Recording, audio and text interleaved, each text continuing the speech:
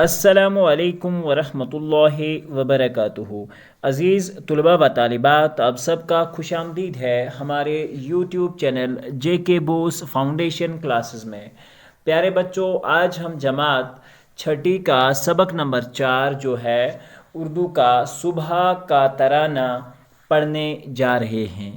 تو پیارے بچوں، اپنا سبق شروع کرنے سے پہلے آپ سے گزارش کی جاتی ہے کہ اگر آپ ہماری چینل پر نئے ہیں تو چینل کو سبسکرائب کریں۔ پیارے بچوں، جماعت 7ویں اور جماعت 8ویں کے لیکچرز آلریڈی چینل پر اپلوڈ ہو چکے ہیں۔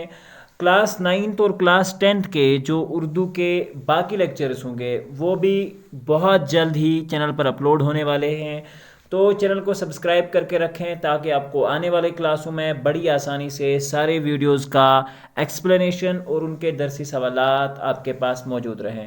تو پیارے بچوں، آج کا سبق شروع کرتے ہیں۔ نظم صبح کا ترانہ آپ کے درسی نصاب میں شامل سبق نمبر 4 ہے۔ پیارے بچوں، اس نظم کو اسماعیل میرٹھی نے لکھا ہے۔ پیارے بچوں، اس نظم کی جو تشریح ہے وہ ہم کو آپ کو بند کے ساتھ ساتھ جو ہے وہ آپ کو ہم بتائیں گے، اور آپ سے گزارش ہے کہ آپ اچھے سے اس چیز کو ذہن نشین رکھیں گے۔ تو پیارے بچوں، اس نظم کا جو پہلا بند ہے وہ کچھ یوں ہے: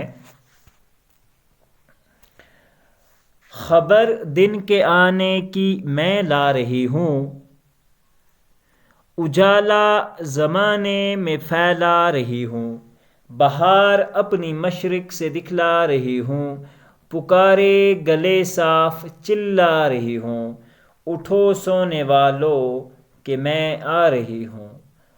اذاں تو یہاں تک مکمل ہوتا ہے پہلا جو بند ہے، ہم یہیں پہ رکتے ہیں، پہلے آپ کو اس کی تشریح سمجھانے کی کوشش کریں گے۔ پیارے بچوں، تشریح کا مراد ہوتا ہے کہ اس کا ایکچول میننگ جو ہے وہ کیا ہے۔ تو پیارے بچوں، اب آپ کو ہم اس کا ایک ایکچول میننگ جو ہے، ایک ایکچول معنی جو ہے ان 4-5 لائنز کا، وہ ہم سنانے جا رہے ہیں۔ پیارے بچوں، اگر آپ ایگزام میں لکھنا چاہیں تو کچھ یوں لکھیں گے: یہ بند نظم صبح کا ترانہ سے لیا گیا ہے جو اسماعیل میرٹھی نے لکھی ہے۔ اسماعیل میرٹھی صبح کے آنے کے بارے میں اس منظر کی عکس بندی کرتا ہے جس میں صبح اجالا لے کر اپنی آمد کی خبر دے رہی ہے، یعنی کہ خبر دن کے آنے کی میں لا رہی ہوں۔ تو دن کے آنے کی خبر کون لاتا ہے؟ صبح، جب مارننگ سٹارٹ ہوتی ہے۔ ٹھیک ہے بچوں، شاباش۔ اجالا زمانے میں پھیلا رہی ہوں، تو اس لائن کا مطلب ہوگا بچوں کہ میں زمانے کے اندر اجالا پھیلا رہی ہوں، یعنی کہ اب دھیرے دھیرے جو روشنی ہے وہ اب پھیل رہی ہے۔ بہار اپنی مشرق سے دکھلا رہی ہوں، تو مطلب جب صبح مشرق سے سورج طلوع ہوتا ہے، آفتاب جو ہوتا ہے وہ نمودار ہوتا ہے، تو پیارے بچوں اپنے ساتھ وہ بہار کی آمد لاتا ہے، اور ایک خوشنما ہوا جو صبح کی ہوتی ہے وہ نمودار ہوتی ہے۔ تو پیارے بچوں، اسی چیز کو شاعر جو ہے قلم بند کرتے ہوئے لکھتا ہے کہ صبح کے آنے کے بارے میں ایک منظر کشی بیان کرتے ہوئے کہ جس میں صبح اجالا لے کر اپنی آمد کی خبر دے رہی ہے اور پوری آب و تاب سے اس طرح نمودار ہوتی ہے جیسے بہار دکھلا رہی ہو۔ صبح شبنم کی رنگین قطروں پر سورج کی کرنوں کو اس طرح گراتی ہے کہ یہ موتی سے بھی حسین نظر آتے ہیں۔ آئی بات سمجھ بچوں؟ پکارے گلے صاف چلا رہی ہے، مطلب کیا ہے کہ جیسے ہی صبح آتی ہے تو یہ بہت جلدی سے آتی ہے، پہاڑوں پہ، جنگلوں پہ، باغوں پہ، چمن پہ، پورے ملک میں روشنی پھیلاتی ہے۔ ٹھیک ہے، تو پکارے گلے صاف چلانے سے مطلب یہ ہے کہ ہر جگہ بہت جلدی پہنچ جاتی ہے، اور ساتھ میں یہ کہتی ہے کہ اٹھو سونے والو کہ میں آ رہی ہوں۔ ٹھیک ہے بچوں، تو اس منظر کو دکھلا کر صبح صاف صاف کہہ رہی ہوتی ہے کہ سونے والو اب جاگو میں آ گئی ہوں۔ تو پیارے بچوں، یہ پہلے نظم کے پہلے بند کی تشریح جو ہے وہ یہاں مکمل ہوتی ہے۔ اب اگلا بند ہم پڑھیں گے، وہ کچھ یوں ہے: اذاں پر اذاں مرغ دینے لگا ہے، خوشی سے ہر ایک جانور بولتا ہے، درختوں کے اوپر عجب چہچہا ہے، سہانا ہے وقت اور ٹھنڈی ہوا ہے، اٹھو سونے والو کہ میں آ رہی ہوں۔ پیارے بچوں، اس بند میں شاعر اسماعیل میرٹھی فرما رہے ہیں کہ جب صبح کی آمد ہونے لگتی ہے تو مرغ جو ہوتے ہیں، یعنی کہ جو ہمارے گھروں میں پالے ہوئے ہم نے مرغے رکھے ہوتے ہیں، وہ اذاں پہ اذاں دینے لگتے ہیں۔ مرغ ہی نہیں بلکہ چڑیا، کوے اور بہت سے پرندے جو ہمارے ارد گرد پائے جاتے ہیں، صبح بڑی خوشی سے چہچہانے لگتے ہیں۔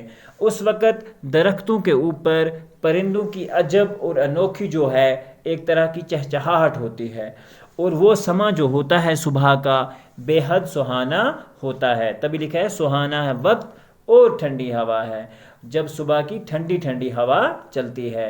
اور اسی میں ہم کو پھر سے ایک بار شاعر بول رہے ہیں کہ اٹھو سونے والو کہ میں آ رہی ہوں۔ ٹھیک ہے بچوں، شاباش۔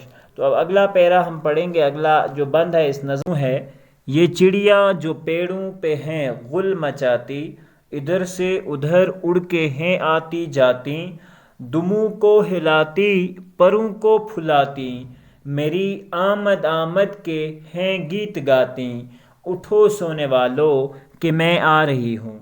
تو پیارے بچوں، اس کی تشریح کچھ یوں ہوگی، شاعر کہتا ہے کہ یہ جو چڑیاں ہوتی ہیں درختوں کے اوپر جب یہ چہچہاتی ہیں، بولتی ہیں، تو یہ ایک شاخ سے دوسری شاخ پر بیٹھتی ہیں صبح کی معمول کے مطابق، ادھر سے ادھر، کبھی ایک پیڑ پہ کبھی دوسرے پیڑ پہ، دموں کو کھلاتی پروں کو پھلاتی، دموں کو ہلاتے ہوئے اور اپنے پروں کو پھلاتے ہوئے، اڑتے ہوئے۔ ٹھیک ہے بچوں، یہ پرندے جو ہوتے ہیں صبح کی آنے کے گیت گاتے ہیں، اور ساتھ میں یہ بھی کہتے ہیں کہ اٹھو سننے والوں کہ میں آ رہی ہوں، اور اسی بیچ یہ صبح کی انفارمیشن دیتے ہیں۔ صبح کی آمد کا یہ بھی ایک رونما پہلو ہے۔ ٹھیک ہے پیارے بچوں، یہ جو چڑیاں ہوتی ہیں صبح بہت خوش ہوتی ہیں اور اللہ تعالیٰ کی جو تسبیح ہے وہ بیان کرتی ہیں۔ تو پیارے بچوں، اگلا جو اس کا بند ہے وہ کچھ یوں ہے، ہوئی مجھ سے رونق پہاڑ اور بن میں، ہوئی مجھ سے رونق پہاڑ اور بن میں، ہر ایک ملک میں دیس میں وطن میں، کھلاتی ہوئی پھول آئی چمن میں، بجھاتی چلی شمع کو انجمن میں، اٹھو سونے والو کہ میں آ رہی ہوں۔ آئی بات سمجھ بچوں؟ تو اس شعر میں، اس بند کے اندر جو شاعر اسماعیل میرٹھی ہیں وہ فرماتے ہیں کہ صبح جب آتی ہے تو پہاڑوں اور جنگلوں میں رونق ہوتی ہے۔ ٹھیک ہے بچوں، خوبصورتی آ جاتی ہے، ان میں ایک دلکشی آ جاتی ہے، ہر ایک ملک میں، دیس میں، وطن میں خوبصورتی چھا جاتی ہے، صبح کی ٹھنڈی ہوا چھا جاتی ہے، صبح کا جو خوشنما رونما پہلو ہوتا ہے وہ چھا جاتا ہے۔ کھلاتی ہوئی پھول آئی چمن میں، کھلاتی، صبح کے ساتھ بہت سارے ایسے پھول ہیں بچوں جو صبح اپنی آمد کے ساتھ ہی ان کو کھلا دیتی ہے۔ ٹھیک ہے بچوں، شاباش۔ تو یہی بات جو ہے شاعر فرماتے ہیں کہ ملک اور وطن میں اس طرح کی رونق دیکھی جا سکتی ہے کہ صبح اپنی آمد سے ہلکی ہوا سے چمن میں پھول کھلا کر آتی ہے، اور جو محفلیں ہوتی ہیں ان میں شمعوں کو بجھایا جاتا ہے، کیونکہ صبح اپنی دستک دے رہی ہوتی ہے۔ یعنی کہ جو رات کے اندھیرے میں لوگوں نے لائٹس جلا رکھے ہوتے ہیں ان کو اب بجھا دینے کا وقت آ چکا ہوتا ہے، کیونکہ رات کا جو اندھیرا ہے وہ مکمل طور پر ختم ہو چکا ہوتا ہے۔ تو پیارے بچوں، اب اس نظم کا جو آخری شعر ہے وہ کچھ یوں ہے، انجمن مطلب محفل ہوتا ہے۔ ٹھیک ہے بچوں، تو آخری شعر اس کا کچھ یوں ہے، لو ہوشیار ہو جاؤ اور آنکھیں کھولو، لو ہوشیار ہو جاؤ اور آنکھیں کھولو، نہ لو کروٹیں اور نہ بستر ٹٹولو، خدا کو کرو یاد اور منہ سے بولو، بس اب خیر سے اٹھ کے منہ ہاتھ دھو لو۔ تو پیارے بچوں، اس کا آخری جو مصرع ہے، یہ لائن ہے، وہ یہ ہے کہ اٹھو سونے والو کہ میں آ رہی ہوں۔